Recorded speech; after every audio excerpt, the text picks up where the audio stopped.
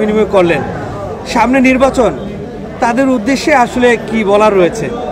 নির্বাচনের সঙ্গে ভোটের কোনো মিলায় না ভাই। নির্বাচন এক জিনিস, ভোট আরেক জিনিস। ওনাদের যাকে খুশি তাকে ওনারা ভোট দেবে, এটা আমি চাই। অতীতে ওই সমস্ত অনুষ্ঠানে পার্টিসিপেট করছি, হয়তো দীর্ঘদিন স্বৈরাচারের কারণে পার্টিসিপেট করতে পারি নাই। আবার ইনশাল্লাহ আমি এটা অব্যাহত রাখবো।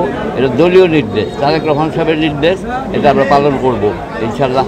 শুধু ওনাদের নির্দেশ বলেই যে পালন করবো তা না, আমরা একদম স্বেচ্ছায় পালন করছি। তারপরে ওনাদের নির্দেশটা আছেই, তা আমরা আগামীতে এটা অব্যাহত রাখবো ইনশাল্লাহ। আপনারা দোয়া করবেন।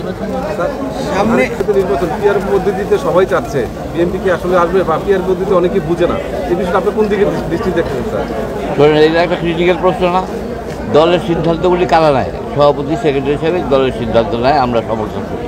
এটাই নিয়ম, গণতন্ত্রের নিয়ম এটাই। সবাই যদি বিদ্রোহ করি তাহলে তো হয় না। আমরা নেতারা যা বলবে সেটাকে আমরা পালন করার চেষ্টা করবো ইনশাল্লাহ। আপনারা দোয়া রাখবেন। তবে নির্বাচনটা হওয়া উচিত। এইভাবে একটা দেশ চলতে পারে না, এখন যা চলছে এইভাবে একটা দেশ চলা উচিত না। আমি মনে করি ব্যক্তিগতভাবে, আমি ব্যবসা বাণিজ্য করে খাই, দীর্ঘদিন ধরে একটা ব্যবসার সাথে আমি জড়িত।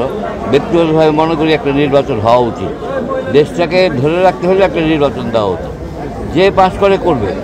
এখন জামাত কী বললো, বিএনপি কী বললো, কে কী বললো, সেটা ধরে রেখে কি চলে না।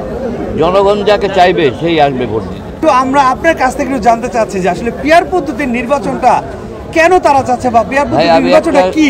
একটা জিনিস কালকেও শুনছিলাম যে উচ্চ সংসদে পিআর পদ্ধতি চাইতেছে জামাত ইসলাম। একটা দেশে তো দুইটা পদ্ধতিতে নির্বাচন হতে পারে না। নির্বাচন হবে জনগণের ভোটে। পিআর কে কী পাইল সেটা কি আপনি যাচাই করে নির্বাচন করতে পারবেন? বললেই পারবেন এই স্বল্প সময়ের ভিতরে? কিন্তু আরও 2-4 বছর ওনারা নিয়ে নেবে। এটা ব্যক্তিগতভাবে আমি এটা চাই না। আমি চাই একটা গণতন্ত্র, একটা দেশে ভোটাভুটি হোক, আমরা যে যাকে ভোট দিব সেই ক্ষমতায় যাবে। আপনারা কি মনে করেন যে আসলে ফেব্রুয়ারিতে নির্বাচন হবে? অবশ্য মনে তো করা উচিত নাকি?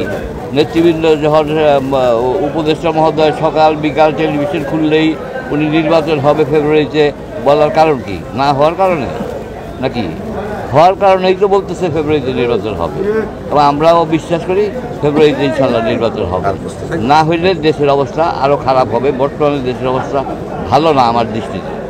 তারপরে নির্বাচনটা হয়ে যাওয়া উচিত। Thank you.